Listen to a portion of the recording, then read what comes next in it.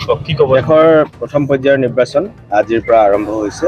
সেই অনুসৰি আমাৰ ডিব্ৰুগড় লোকসভা সমষ্টিৰ এই আমাৰ খোৱাং সমষ্টি এলেকাটো আজি মোৰ নিজৰ ভোট চেণ্টাৰত মই ভোট প্ৰদান কৰিলোঁ। মই আশা ৰাখিছোঁ দেশৰ সকলো ৰাইজে আবাল বৃদ্ধ বনিতা নিৰ্বিশেষে সকলো জাতি বৰ্ণ ধৰ্মৰ লোকে আজি নিৰ্বাচনত খুব আন্তৰিকতাৰে অংশগ্ৰহণ কৰিব আৰু এইবাৰ ফুল পাৰ্চেণ্টেজো যথেষ্ট বৃদ্ধি পাব। গতিকে আমি আশা ৰাখিছোঁ সকলো মানে ভোট প্ৰদান কৰিব আৰু আমাৰ দল জয়যুক্ত। নতুন ভোটাৰ বহুত ওলাই আহিছে।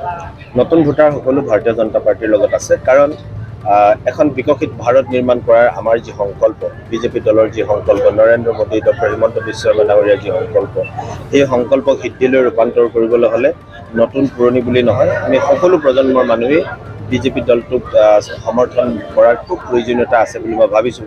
কাৰণ মোদীজীৰ নেতৃত্বত দেশখন যিটো ধৰণে আগুৱাই গৈছে, যিটো ধৰণে বিকাশ হৈছে, আৰু আমাৰ মুখ্যমন্ত্ৰী ডাঙৰীয়াৰ নেতৃত্বত অসমখন যেনেকৈ বিকাশ হৈছে, গতিকে উন্নয়নৰ গতিধাৰা অব্যাহত ৰাখিবলৈ হ'লে সৰ্বস্তৰৰ ৰাইজে ভাৰতীয় জনতা পাৰ্টীক সমৰ্থন কৰিব বুলি মোৰ একান্ত বিশ্বাস।